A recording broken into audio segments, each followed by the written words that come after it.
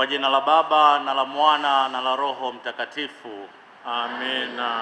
Bwana awe nanyi.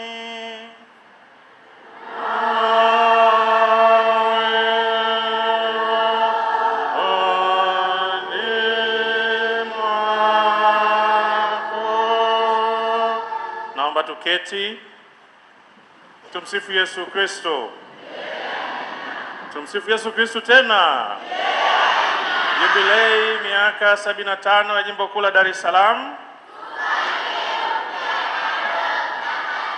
Tufanye upya na Roho Mtakatifu.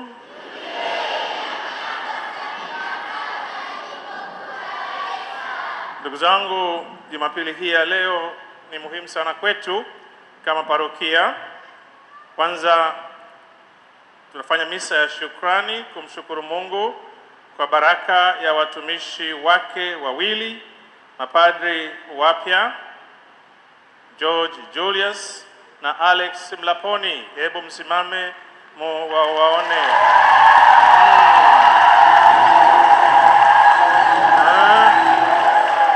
Wamependeza, hawajapendeza? Hebu wapigeni makofi tena.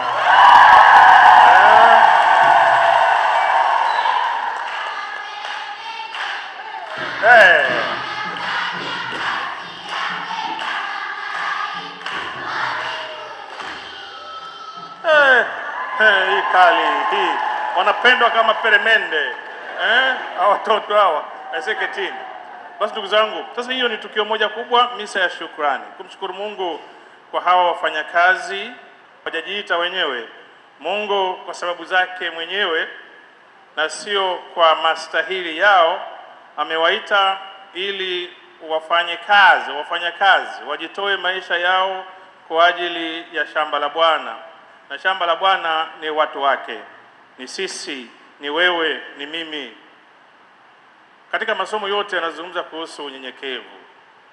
Kuna mtu aliniambia sehemu fulani, sio hapa, anasema asilimia kubwa mapadri ni watu wakaidi. Si ni kweli?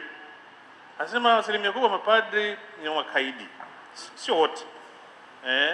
Anasema sababu kutokana na nafasi walizokuwa nazo, wanasema mbele za watu, watu wanajiona wako juu, hawasikilizi mtu, wanajua kila kitu.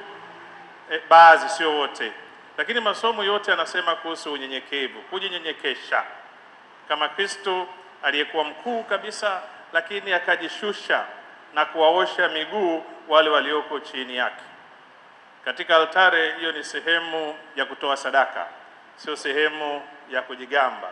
Tuwaombee basi ili wafuate moyo wa Kristo, moyo wa unyenyekevu.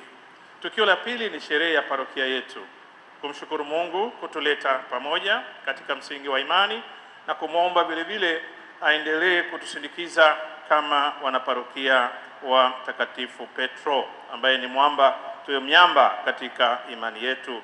Basi kwa mazumuni hayo na nia hiyo tuwaombee hawa ndugu zetu ili kweli wamhubiri Kristo, sio kwa maneno bali kwa matendo yao. Karibu wapadre.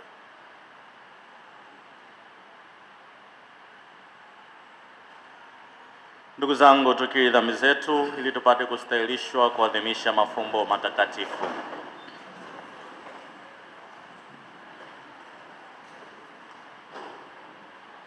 Namuungamia Mungu Mwenyezi.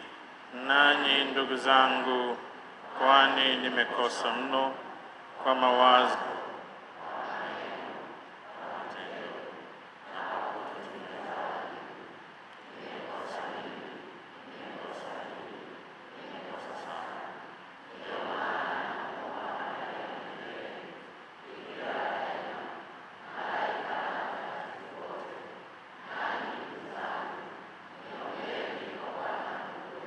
Mungu Mwenyezi atuhurumie, atusamehe dhambi zetu, atufikishe kwenye uzima wa milele.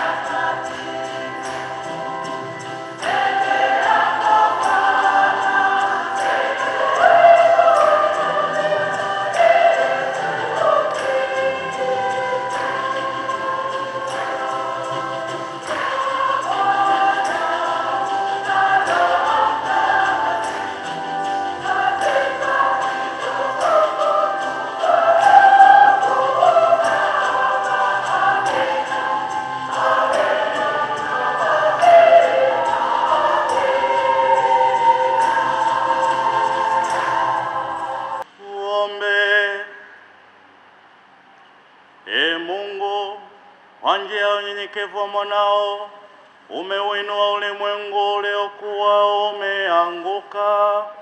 Uwajalie waamini wako furaha takatifu, ili hao ulioondoa katika utumwa wa dhambi wapate kuifikia furaha ya milele kwa njia ya Bwana wetu Yesu Kristo mwanao, anaishi na kutawala nawe katika umoja wa Roho Mtakatifu Mungu milele na milele.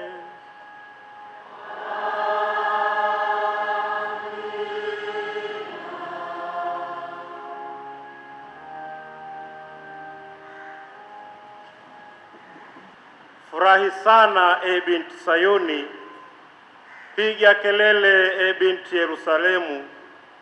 Tazama, mfalme wako anakuja kwako, ni mwenye haki naye ana wokovu, ni mnyenyekevu, amepanda punda, naam, mwanapunda, mtoto wa punda.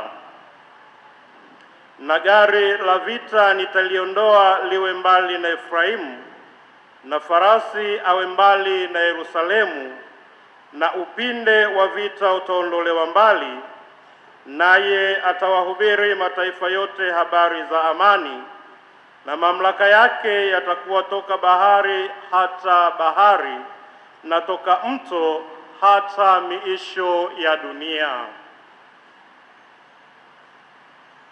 Neno la Bwana.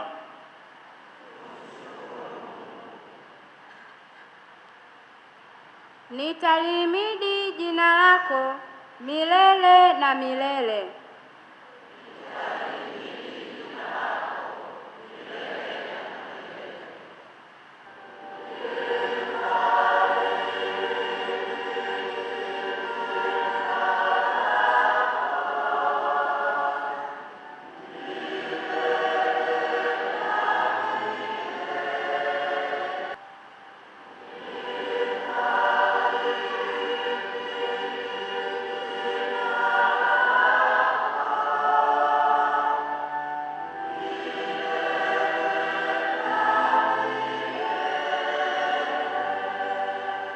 Bwana anafadhili, ni mwingi wa huruma, si mwepesi wa hasira, ni mwingi wa rehema. Bwana ni mwema kwa watu wote, na rehema zake zi juu ya kazi zake zote.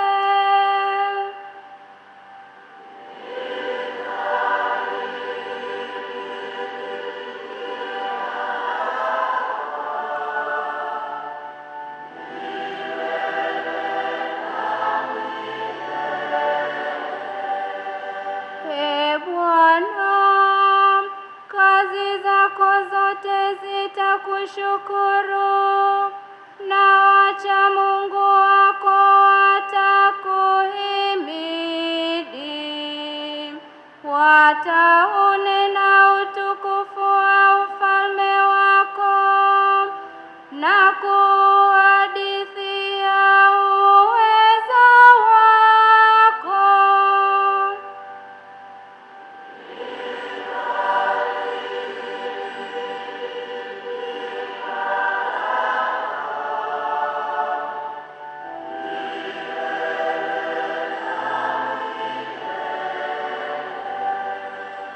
Bwana ni mwenye haki katika njia zake zote, na mwenye fadhili juu ya kazi zake zote. Bwana huwategemeza wote waangukao, huwainua wote walioinama chini.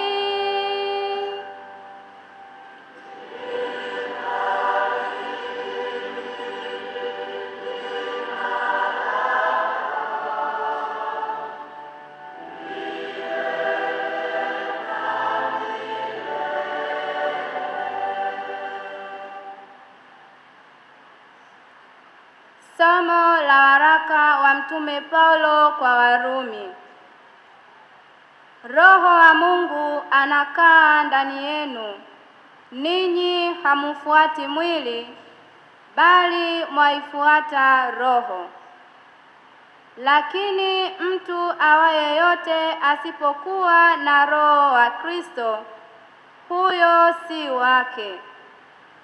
Lakini ikiwa Roho wake yeye aliyemfufua Yesu katika wafu anakaa ndani yenu, yeye aliyemfufua Kristo Yesu katika wafu ataihuisha na miili yenu iliyo katika hali ya kufa kwa Roho wake anayekaa ndani yenu.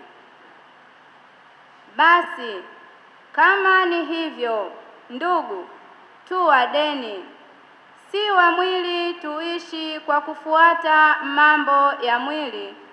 Kwa maana kama mkiishi kwa kufuata mambo ya mwili, mwataka kufa. Bali kama mkiafisha matendo ya mwili kwa Roho, mtaishi.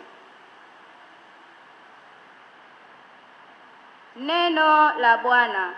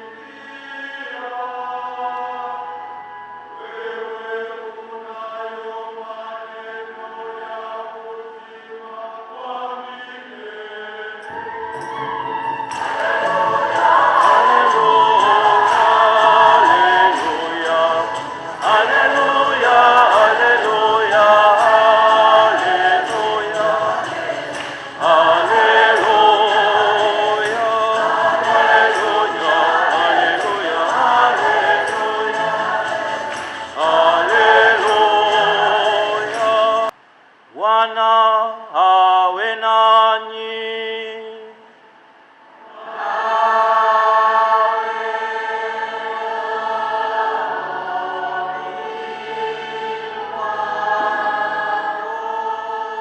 Somo la Injili takatifu ilivyoandikwa na Mathayo.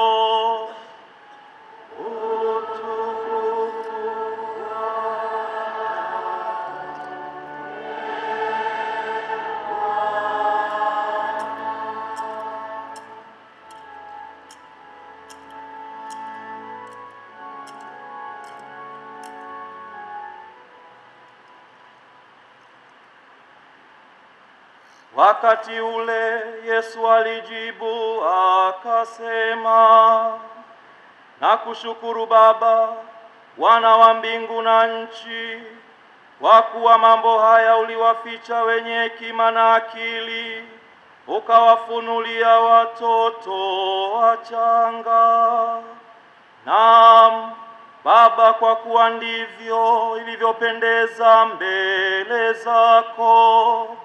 Akasema, nimekabidhiwa vyote na Baba yangu, wala hakuna mjuaye Mwana ila Baba, wala hakuna mjuaye Baba ila Mwana, na yeyote ambaye Mwana apenda kumfunulia.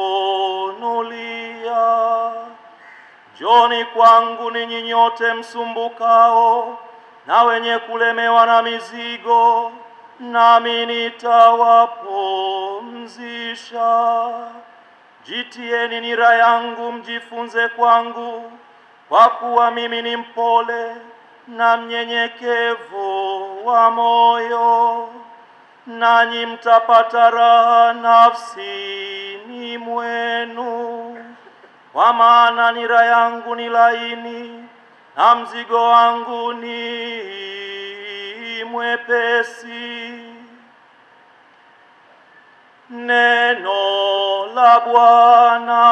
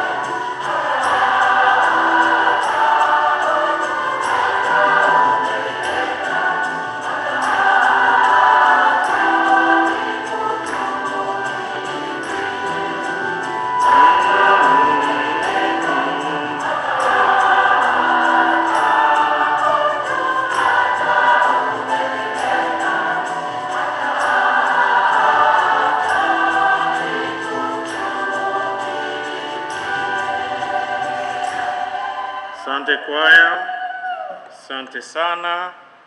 Hiyo nyimbo waga inaimbwa mara nyingi katika upadrisho au sherehe fulani za mapadri. Inakumbusha wewe ni nani, wewe ni nani? Unamwambia Mungu mimi ni nani mpaka umenileta mpaka hapa, na nyumba yangu ni nini? Inasisitiza zaidi kwa sisi mapadri ambao tunasimama mbele ya watu, tunasimama altareni na watu wanatuangalia na kutusikiliza. Kwa namna nyingine, hii ni sehemu ya umaarufu. Ukiangalia katika mitazamo ya kikawaida ya kidunia, ni sehemu ya umaarufu, au sio? Sehemu ya umaarufu, ukikaa pale basi wewe ndio mwenyewe. Alafu hata katika mitazamo yetu ta theolojia ya upadri, padri yeye anamwakilisha Kristo, persona Christi. Padri ana nguvu kweli za kumleta Kristo kuja katika altare, na nguvu za Kristo hiyo, na kwa maneno ya padri ambayo anatumia yale maneno ya Kristo, mkate unageuzwa kuwa mwili wa Kristo, divai inageuzwa kuwa damu ya Kristo, mambo makuu hayo. Kwa hiyo kuna ile silka ya kaufahari kidogo ukiangalia mambo hayo kwa macho sio ya kiroho bali macho ya kidunia. Na katika hiyo ndio nakumbuka alikuwa Marekani, jamaa mmoja akasema Catholic priests is a class of arrogant people. Yaani hii nani ya mapadi hawa ni grupu ya watu wenye ukaidi. Akasema ni kweli au ni mtazamo wake, asijui, lakini kasema inawezekana kwamba nafasi tulizopewa na Mungu bila mastahili yetu Tusipokuwa waangalifu, tutajawa na ukaidi, tutajawa na majivuno kwamba ni mimi peke yangu nimechaguliwa. Kwa hiyo ile nyimbo mimi ni nani, yaani kama pale wapya, hiyo ni nyimbo ujikumbushe kila siku. Mimi ni nani Bwana Mungu mpaka ukanileta mpaka hapa. Sasa hivi mapadi wapya ianzie hapo hapo. Mtapata sijui mavyeo, mtakuwa maparoko, sijui maaskofu, mtakuwa sijui wengine baba watakatifu. Usisahau kujikumbusha mimi ni nani. Mimi ni nani Bwana Mungu mpaka ukanileta hapa. Wengi wetu, naweza msikubaliane, wengi wetu tumetoka katika familia za kinyenyekevu, humble families, yaani familia za kawaida. Familia za kawaida, sio familia za juu wala sio za chini sana, ni watu wa kawaida. Na Mungu aliona mazingira yetu katika familia zetu, hasa mapadi. Kama padi wengine mtoka familia za juu labda ni wachache. Wengi wetu tumeanza katika familia za unyenyekevu, ya watu wa kawaida kabisa, wala sio familia labda wamekamilika sana. Familia za kawaida kabisa zenye mazuri yake na changamoto zake za kibinadamu. Na Mungu akaona hapo hapo akakuita wewe. Si kwamba umetoka familia wenye kusali sana, si kama umetoka kwenye familia ya watu wenye kumcha Mungu sana. Akakupandisha sasa, unakuwa katika mtazamo wa hiyo sehemu ya ufahari. Lakini upadri, ndugu zangu, sio njia ya ufahari. Japo saa nyingine tunaweza kwa binadamu tukajigamba na ukapata kale ka ujeuri na majivuno kwa yale ambayo tumestahilishwa na Mungu. Hatujastahilishwa sisi, hatujajistahilisha sisi wenyewe, kuanzia familia zetu hata sisi wenyewe. Kwa hiyo Mungu ni nani? Bwana Mungu, mimi ni nani paka ukanileta paka hapa? Yaani unavopanda juu popote sio umeshapanda juu sasa, umekuwa padri. Umeshapanda juu, ujikumbushe unyenyekevu. Mimi ni nani? Sistahili. Katika upadri wenu mtahubiri, mtahubiri watu na watu watawasikiliza, na watu watafuata mnayowaambia. Ngoja hapa, nakumbuka jana kwenye upadrisho kuna mzazi mmoja alitoa mawaidha kwa mapadri, akasema muwe wema, muwe watu wema, maana tunawategemea nyie ili sisi kwa kufuata yenu tufike mbinguni. Lakini akasema isije sisi tukaenda mbinguni alafu nyie mkaenda motoni. Tunakumbuka hiyo walimu. Akasema sije sasa nyie mtuongoze sisi tuende mbinguni alafu nyie tukute menda motoni. Kuna uwezekano uwe? Upo Upo? Mbona mmekubali wote jamani? Hata paroko unaweza kwenda hapo siku moja, umeenda pale na check hivi, wakati unapita, maana kuna yule mlango wa motoni unaenda chini hivi. Unapita na chungulia, paroko iko pale. Vipi bwana wewe? Mbona ulikuwa unatuhubiria hivyo sana na tunacheka? Vipi bwana, vipi uko tena? Naweza kusema nilikuwa tunasema lakini nilikuwa siishi hayo niliyokuwa nasema. Maana kitakacho kuingiza kwa Mungu sio mahubiri marefu kama ya kwangu, bali ni matendo yako. Na sio hata kusoma misa ndefu sana au ya unyenyekevu sana, zinasaidia, lakini matendo yetu. Kwa hiyo jamaa sema muwe mapadri wema. Na ikanikumbusha siku ile ya mwisho Yesu atasema, mtumishi wangu mwema na mwaminifu. Mwema na mwaminifu. Kumbe msingi mzima ni kujitahidi kuwa mwema na kuwa mwaminifu. Ndio misingi ya miito yetu, kuwa mwaminifu na kuwa mwema. Lakini kama askofu msaidizi alivyosema, nyie sio malaika, nyie ni wanadamu.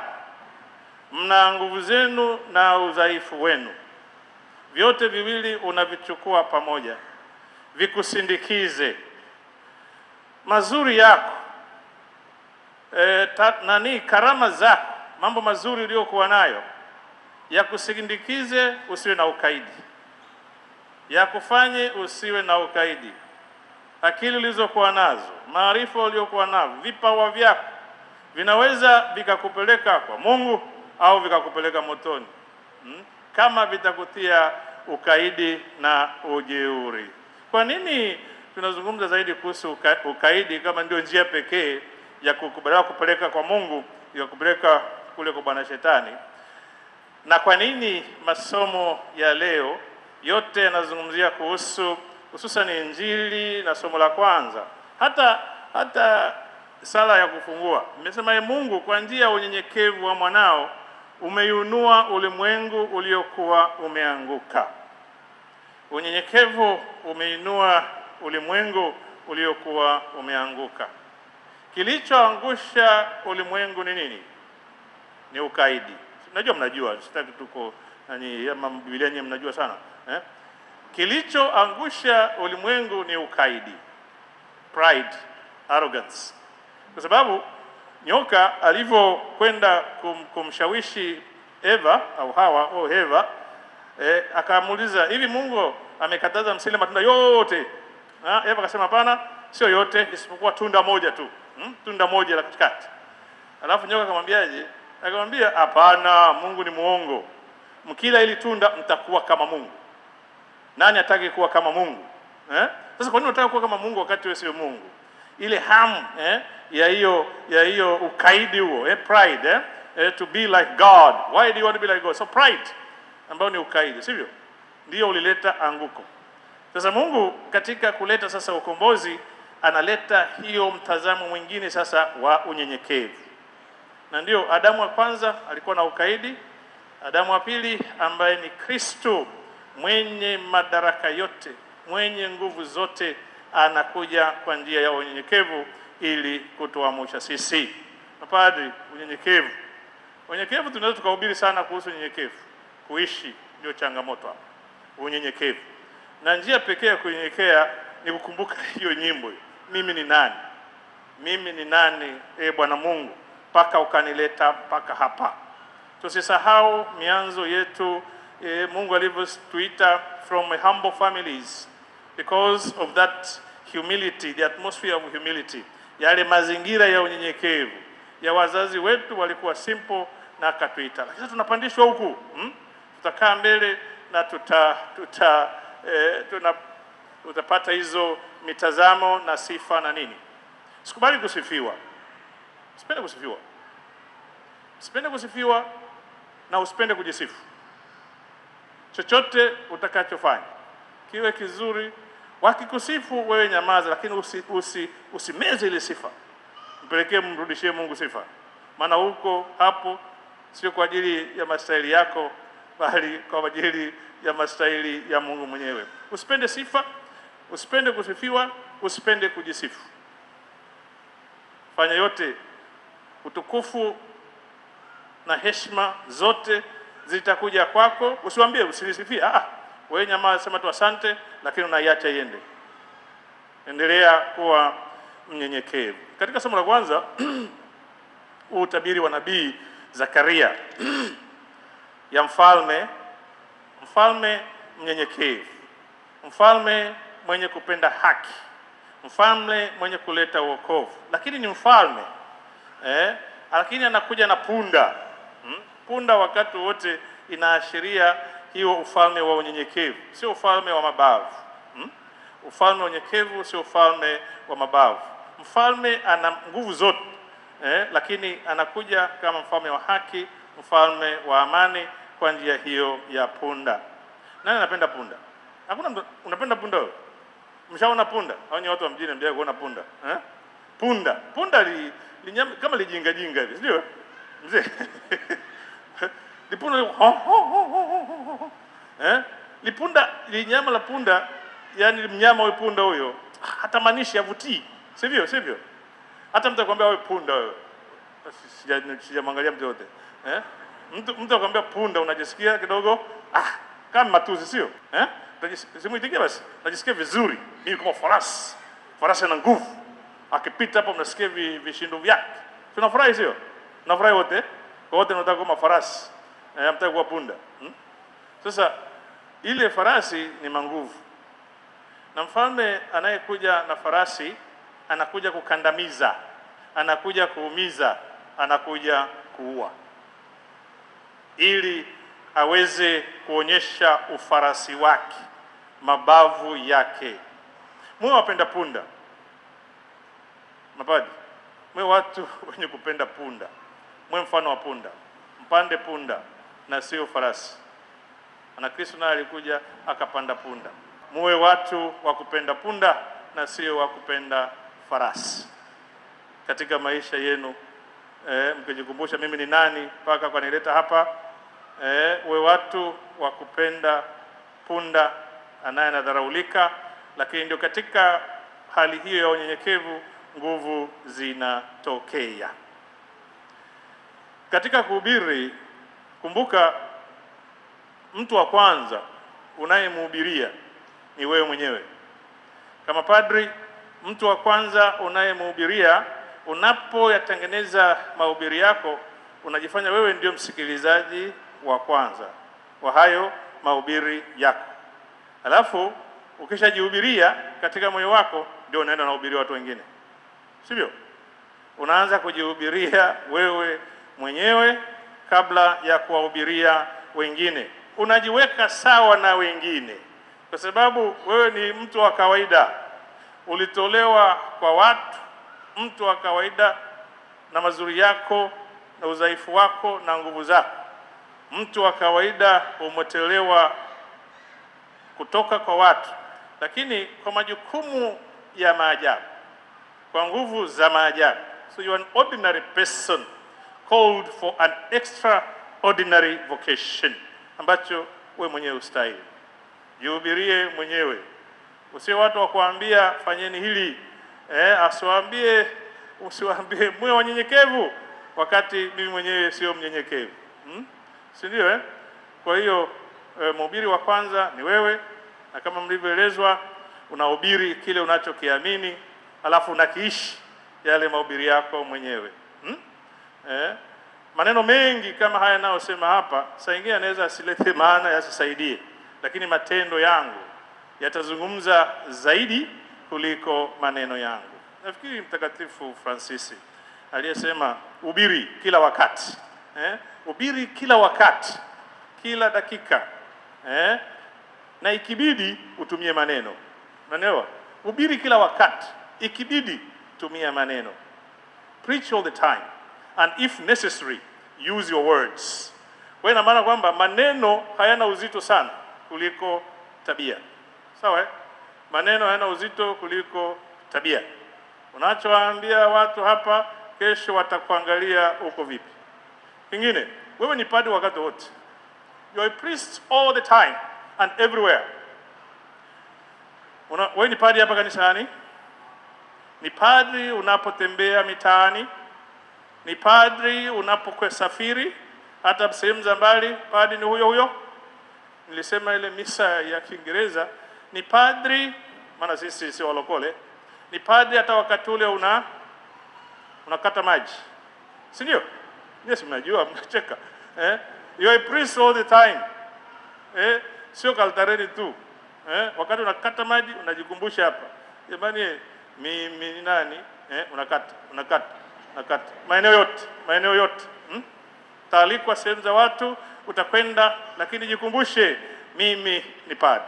Si lazima uvae kanzu, unaweza kuvaa jinsi yako, lakini ndani ya moyo wako unasema mimi ni nani? Mimi ni padri. Sawa? Tuko moja? Na nyie sasa nawaambia, na nyie vile vile muwajue hivyo. Muwasaidie au mtusaidie ili tuwe mapadri, sio kanisani tu, sio katika altare, but maeneo yote. Sawa? Mtawasaidia? Nilisema jamani, handsome Kiswahili ni watanashati. Kiswahili nini? Kwa Kiswahili handsome nani? Mtanashati. Ni watanashati, si ndio? Ndio Kiswahili hicho? Au nadanganya mimi? Check smile pale. Yeah. What? Check. Afya nzuri, elimu nzuri, smile nzuri. Ambao mjanani bado vipi? Sasa Ndio onyo hilo, kwamba you accept na nyie mwekubali. You are not ugly, you are attractive. Accept that one. Sasa hiyo itakupa jinsi ya kujikubali. Usijifanye kujikubali kwamba utavutia watu. Nyinyi ni vijana wazuri, mna afya, utavutia. Amvutiwi nao? Amvutiwi nao? Sawa. Yaani nataka kusema usijifanye. Usijifanye. Unajua kweli people, and there's nothing wrong for people to be attracted to you. What kind of people? Yatakuwa juu yao. Unajua hiyo. Sasa wale ambao nimesema hawa ni watanashati, na wengine labda mnatafuta, you are searching, you watafuta, hawa wameshachukuliwa hizi. Sawa? Akina dada, mpo hawa msiwaguse bwana, hawa tayari mmeshachelewa, au sio? Miaka 10 imepita, mmeshachelewa, au sio waheshimiwa? Wazee wanacheka, unajua hawa bwana. Kuambiana ukweli, mtafuta utakatifu. Kwanza nitawaonya mahubiri yao yasiwe marefu kama ya kwangu. Hiyo uache hiyo. Mahubiri yao yasiwe mafupi. Maana watu wanakimbia wako hapa, lakini mawazo tayari yako. Mtafute utakatifu katika maisha yenu. Mtafute nini? Utakatifu. Nasema watafute nini? Hebu ambieni, mtafute utakatifu. Tena sasa hii sentensi nyingine, hawa ni mafilosofa na matheologian wataelewa. Mtafute utakatifu, lakini msijifanye kuwa watakatifu. Nimesemaje?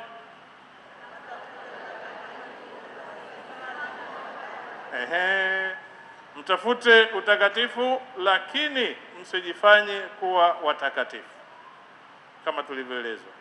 Lakini tunautafuta utakatifu, lakini usijifanye kuwa mtakatifu.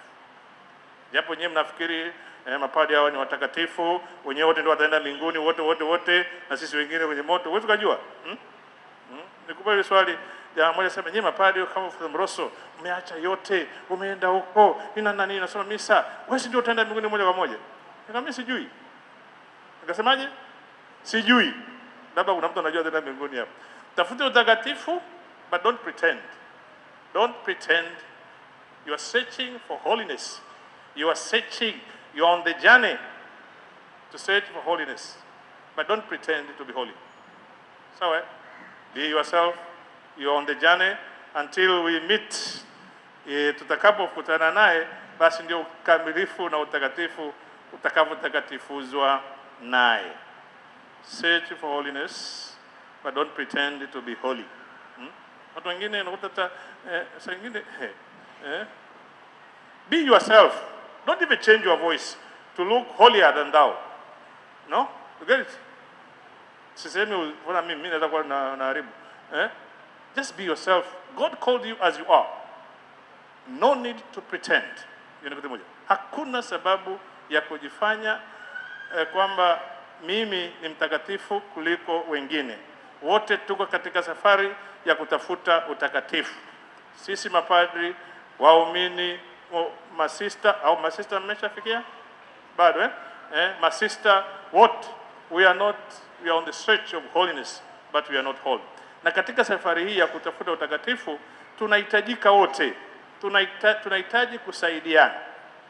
Nyie mtusaidie sisi na sisi tuwasaidie nyinyi katika kufikia utakatifu utakapokamilika katika hatima ya maisha yetu.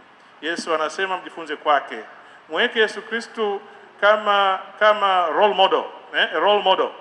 Yeye awe ndio kiongozi wako, ndio awe mwalimu wako. Ujaribu kumtambua kwa undani zaidi, Mara nyingine ukishakuwa padri hata kusoma tena usomi, anaacha mambo, rector yuko pale, basi unaanza tu wewe ni kula tu mayai kidogo na hapana. Msearch kumjue Yesu, know Christ deeply, na unavyoendelea kukua katika safari hii. Waombeni na mtuombee sisi sote ndugu zangu, ili yale mema tunayowahimiza na yale mema vile vile tunaoyajifunza kutoka kwenu yatusaidie sote sisi mapadri, tusaidie na nyie kufikia ufalme wa mbinguni. Tumsifu Yesu Kristo.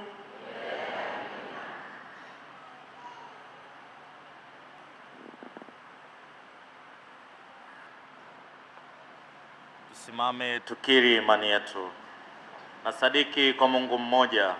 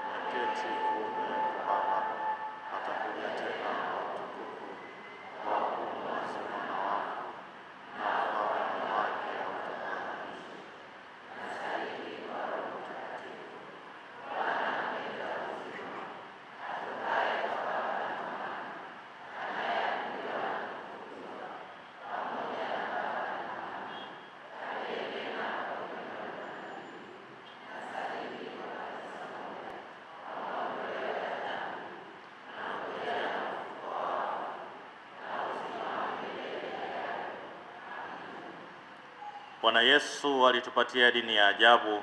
Dini yake inatuletea nafasi ya kutulia na kupumzika na kutupa nafasi ya kutua mizigo mbele ya miguu yake, tupate tulizo katika safari yetu ya kwenda mbinguni. Tuombe. Tutaitikia, twakuomba utusikie. Tunafuata mwaliko wa kujaliwa raha karibu nawe. Tunakuomba usiturudishe bila kutupa nafasi ya kuonja huruma na upendo wako, Bwana.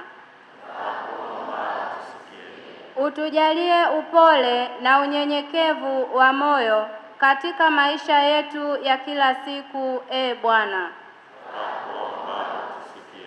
Wewe peke yako ulitumwa na Baba ili utueleze mafumbo ya kimungu. Utufungue mioyo yetu kupokea habari za Baba yako na kuzifurahia, Bwana. Utufundishe kutang'amua kwamba lengo la amri zako ni kufanikisha maisha yetu hapa duniani na kututayarisha kwa uzima wa huko mbinguni, Bwana. Utujalie kuishi dini yetu kwa vitendo, tukiwapenda, kuwasaidia, kuwatumikia na kuwahudumia wenzetu, Bwana. Mungu uliye makimbilio na nguvu yetu, uliye asili ya wema wote, usikilize sala za kanisa lako. Tujalie hayo tunayoomba kwa imani tuyapate kweli kwa njia ya Kristo Bwana wetu.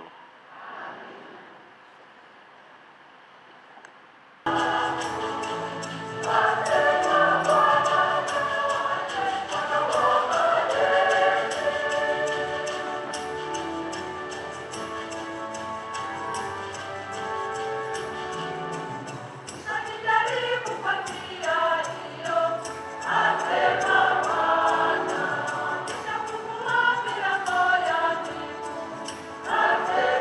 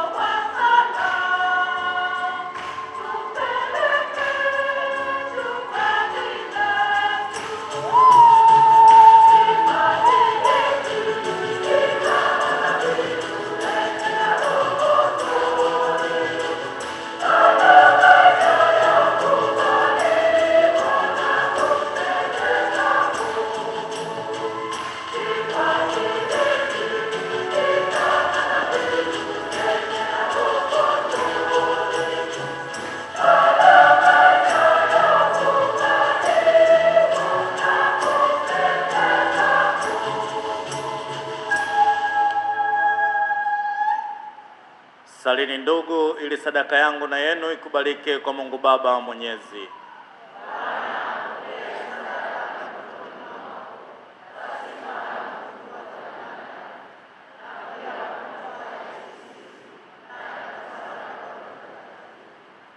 Ee Bwana, tunaomba sadaka tunayotoa kwa heshima ya jina lako itutakase na ituwezeshe kutenda siku kwa siku kadiri ya uzima wa mbinguni kwa njia ya Kristo Bwana wetu.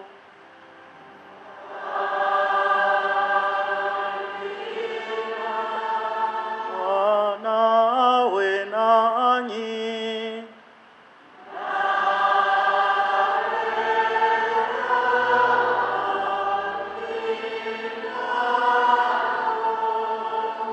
Inueni mioyo.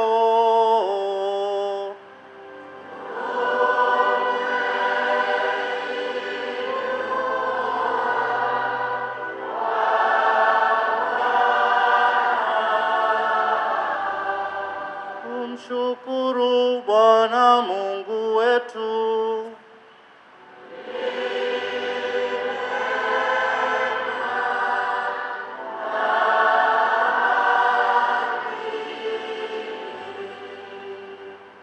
Heri ni vema na haki, tendo la kufaa na kuleta wokovu.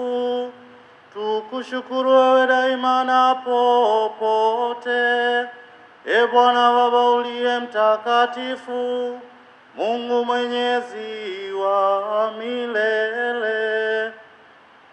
Maana kwa damu ya mwanao na nguvu za Roho Mtakatifu ulipenda kuwakusanya tena kwako katika umoja wanao wote ambao hatia ya dhambi iliwapeleka mbali nawe, nao watu waliokusanywa na umoja wa Utatu Mtakatifu watambuliwe kuwa kanisa, mwili wa Kristo na hekalu la Roho Mtakatifu, kwa sifa ya hekima yako iliyo ya namna nyingi.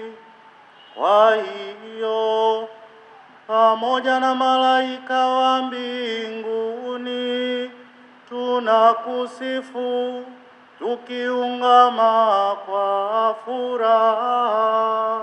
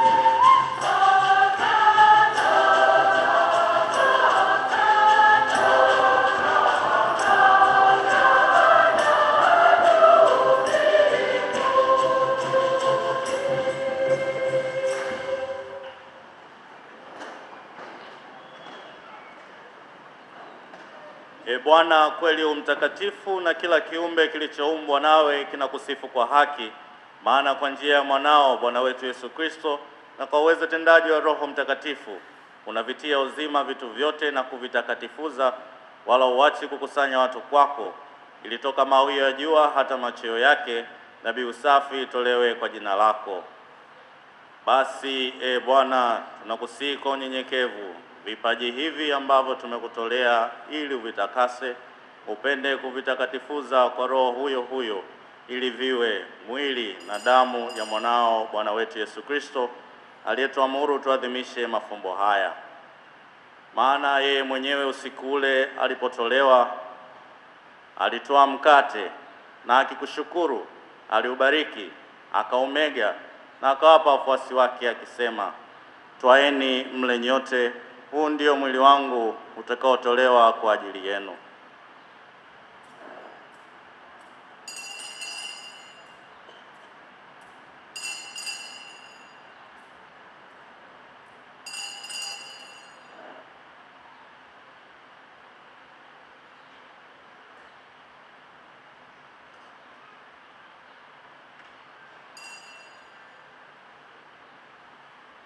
Vivyo hivyo baada ya kula, akitwaa kikombe na kukushukuru, alikibariki na akawapa wafuasi wake akisema, twaeni mnywe nyote, hiki ndicho kikombe cha damu yangu, damu ya agano jipya na la milele, itakayomwagika kwa ajili yenu na kwa ajili ya wengi kwa maondoleo ya dhambi.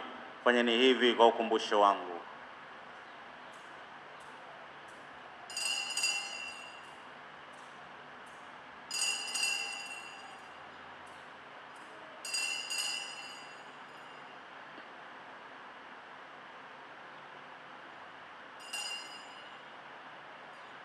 Fumbo la imani. Bwana, natangaza kifo chako na kufufuka kwako.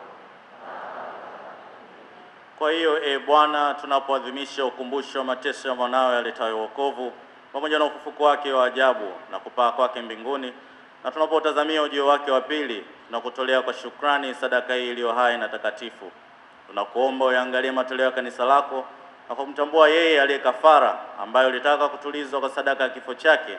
Tujalie sisi tunaotiwa nguvu kwa mwili na damu ya mwanao na kujazwa Roho wake Mtakatifu, tupate kuwa mwili mmoja na roho moja katika Kristo.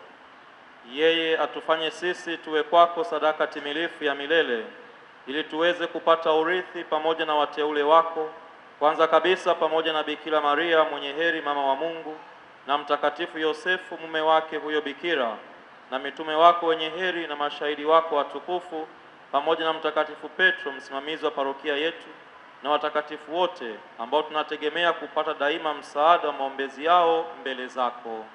Tunakuomba Bwana, huyu aliye kafara na upatanisho wetu, alete amani na wokovu duniani kote.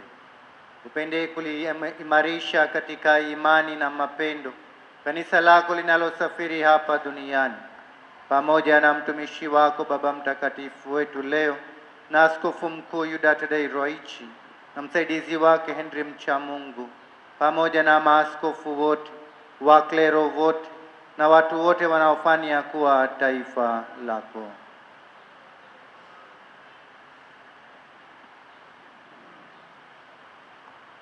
Sikilize kwa wema sala za jamaa hii uliyoita hapa mbele yako. Baba uliye mtakatifu, kwa huruma yako wakusanye kwako wanao wote waliotawanyika popote duniani. Wapokee kwa wema katika ufalme wako ndugu zetu marehemu na watolewaga dunia wakiwa wamekupendeza. Nasi tunatumaini kufika katika ufalme huo, ili pamoja tushibishwe milele kwa utukufu wako, njia ya Kristo Bwana wetu, ambaye kwa njia yake unaojalia ulimwengu mema yote. Kwa njia yake na pamoja naye na ndani yake, wewe Mungu Baba Mwenyezi, katika umoja wa Roho Mtakatifu, unapata heshima yote na utukufu milele na milele.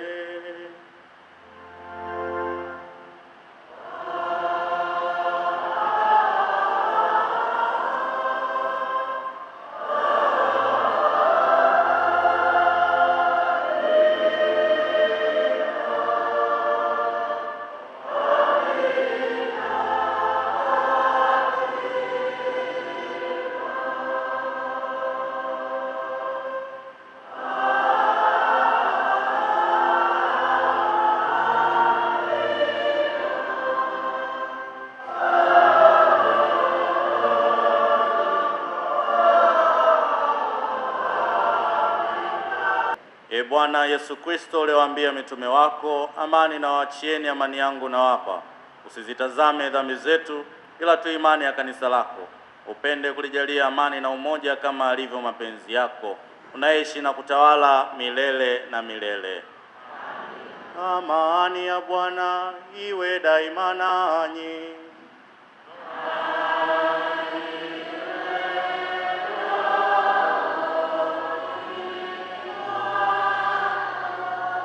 Mpeane amani.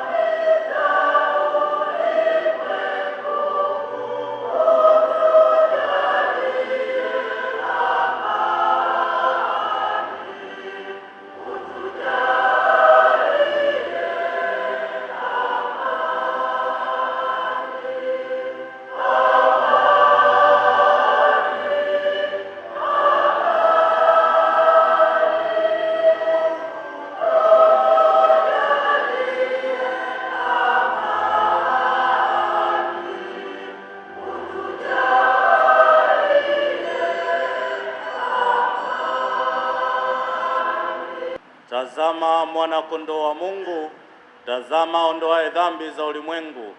Heri yao wale walioalikwa kwenye karamu ya mwana-kondoo.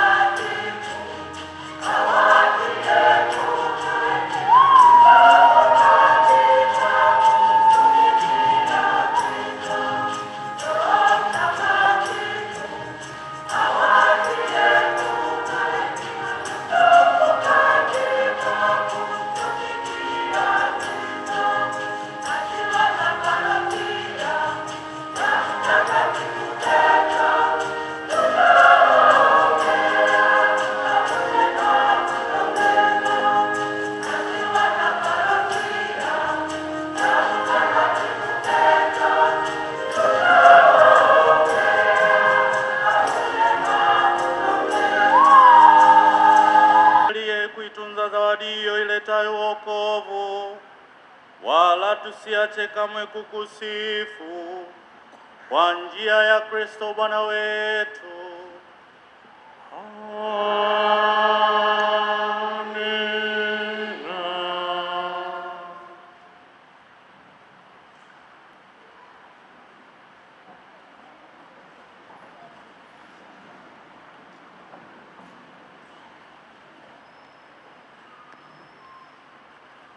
Tumsifu Yesu Kristo. Tumsifu Yesu Kristo tena. Jubilei ya miaka 75 ya Jimbo Kuu la Dar es Salaam. Tufanye upya na Roho Mtakatifu.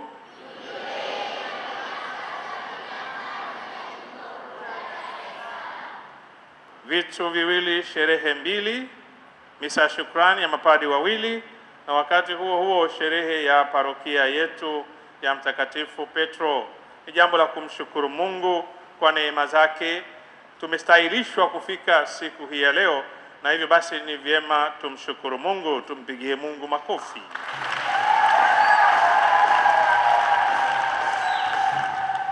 Basi kwanza nawashukuru wale wote mliofanikiwa kuhudhuria sherehe ya upadrisho, misa ya upadrisho kule Msimbazi. Kwa kweli tulikuwa wengi, sivyo? Mabasi manne yalijaa, sio? Simlifurahi? Simlifurahi Na kwa vile sisi neema zetu zimekuwa zina double mapadi wawili, sherehe mbili. Sasa mkikumbuka katika misa ile ya upadrisho kuna kipindi fulani walipakwa mafuta kwenye mikono yao kabla ya kuja kushika vikombe vitakatifu. Wacha niseme, nilikuwa na issue moja Uganda ya padri kijana shamena kinyume, yale mafuta yalikuwa fulani watu Sasa hapo alikuwa na abuse nafasi yake. Akasema kabisa, yeye mnaoni sema huko mje mpige magoti, vinginevyo nitawalaani kwa mafuta niliyopakwa siku ya upadrisho wangu. Nilimkaripia, nilimuita, nikamwambia bwana, haupaki mafuta ili kujichunga mwenyewe na matendo yako ambayo na ukupaka mafuta ili kulaani, unapaka mafuta ili kubariki wote, na unabariki wote aisee. Tuweke basi, hii sio sadaka, hii ni kumshika mkono, hii ni kushika mkono mapadri wetu, na vile vile kupata baraka ya mafuta ambayo bado yako mabichi. Mengine sisi ya kwetu yamekauka, kwa hiyo na fursa hiyo na neema hiyo. Tukirani hapa, alafu mtakuwa mnapata souvenir.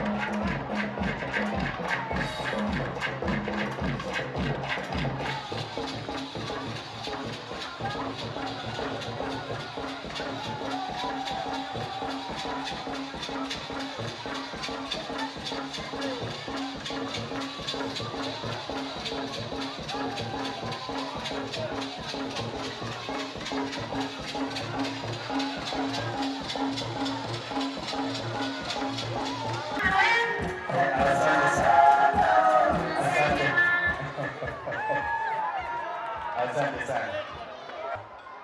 Nitaanza na haya makundi ambayo mmenipatia. Kama hujaandika kundi lako, basi naomba tu nitumie ili niweze kuratibu vizuri. Nitaanza na makundi yafuatayo. Kwanza tutaanza na kundi la wakina mama wa dekania.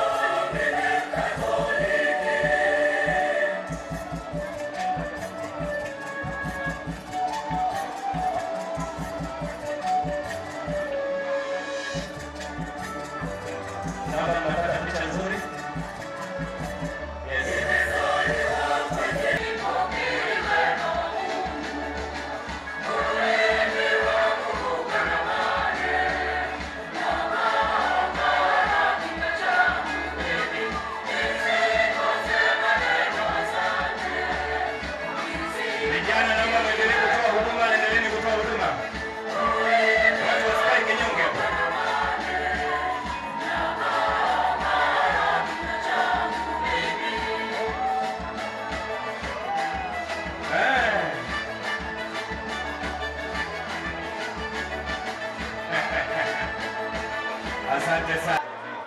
Sasa zawadi ya kwanza tulipatia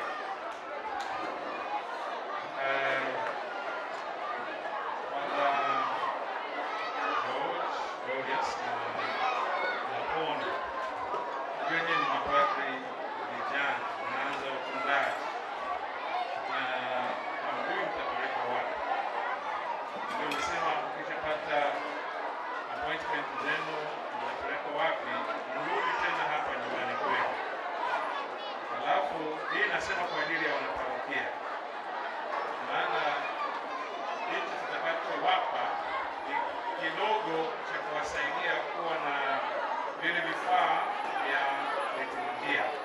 Kwa Kiingereza wanaita basket. Basket ni boksi kama hivi, kule ndani kuna jalisi, kule ndani kuna siboria, vile vifaa vyote viko kule ndani, na hiyo ndio nataka tuwape kwanza. Lakini kama sisi wengine tumeshakuwa padri vijana, tuna changamoto, hatuna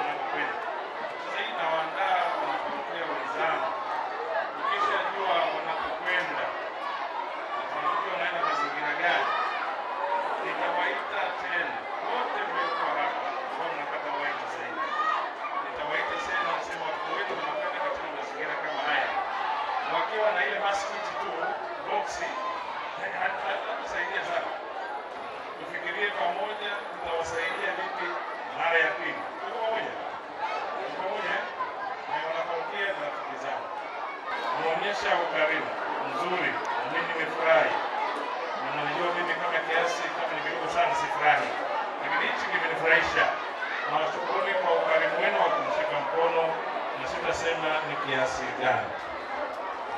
Baba Padri George na Baba Padri Alex. Alex ni baba,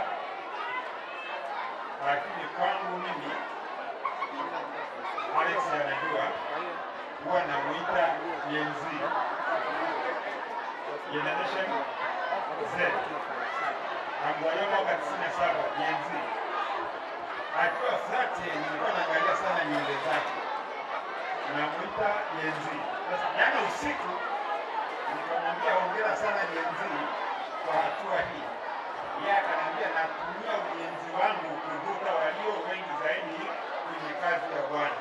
Hongereni sana sana. Hasa wanangu George na Alex, naomba mnipatie muda wenu na tugaeni ruhusu kupitia kwa baba paroko na wasaidizi wa paroko. Gen-Z nyumbani kwangu nakujua kila chumba, kila kona, ili mje nyumbani mniambie mnataka nini, niwafanyie nini, ili mwe wachungaji wema.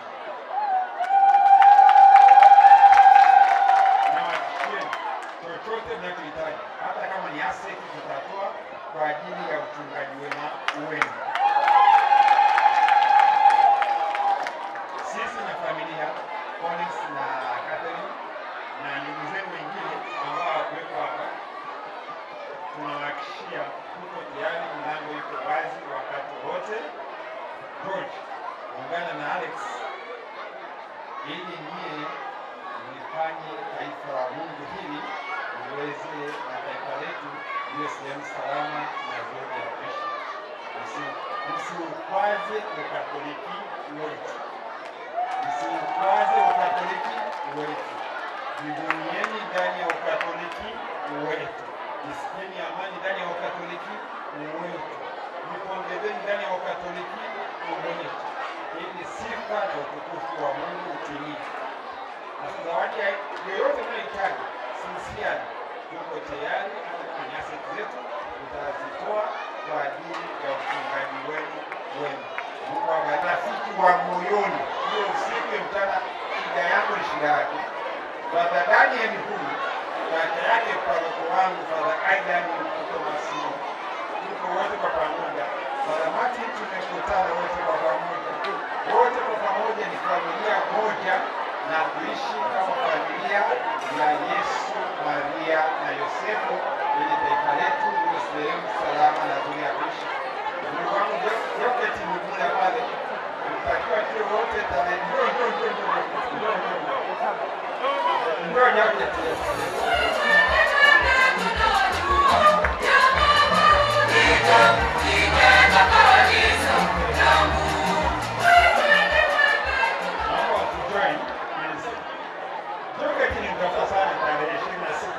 Ijumaa ya wiki iliyopita tulitakiwa tuwe wote, lakini alikuwa na shughuli fulani kwa ajili ya kulitengeneza kanisa la Kristo, kanisa Katoliki iliyo sehemu salama, iliyo sehemu yetu sote. Na parokia muhimili wa parokia zote Tanzania ni parokia na iliyoweka msingi yenye kufungua mbinguni na duniani ni parokia ya Mtakatifu Petro. Ya Mtakatifu Petro. Na nyinyi wana Petro, mjivunie hilo kwa wema, mjishangilie, ili mtuongoze parokia nyingine, sio za jimbo kuu la Dar es Salaam, za taifa zima na ulimwengu wote, ili uumbaji wa Mungu uwe ni uumbaji wa ukweli, uhai wa Mungu uwe ni sehemu salama na nzuri ya kuishi. Tumsifuni Yesu Kristo.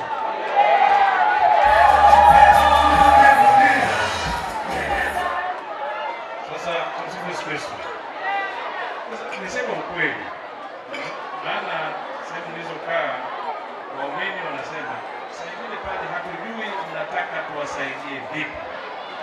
Ni kama mpya hii zawadi tuliowapa, tunashukuru na nashukuru, lakini bado watapata changamoto, maana hao tajiri wanapenda watu. Sasa wazo langu la mwanzo kabisa ambalo nilishirikisha baadhi ya viongozi ambalo na mimi mwenyewe nafahamu nilikuwa tumechelewa. Mimi nilikuwa na wazo, anasema hapa mbele ya huyu ndugu yangu na rafiki yangu, nilitaka hawa jamaa tuwape zawadi ya magari, vyombo vya usafiri.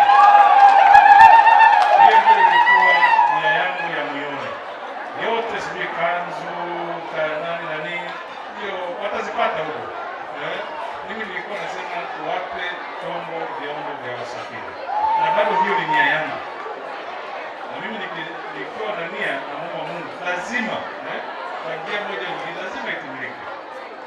Sasa aliposema huyu mheshimiwa hapa akanigusa moyoni mwangu, akasema mseme mtakachosema, na mimi nafikiri nakubaliana na mimi, vyombo vya usafiri ambavyo watakapopangiwa huko, sijui ni Kilimahewa, sijui ni wapi Utete, waweza hata angalau kwenda kufanya utume wao.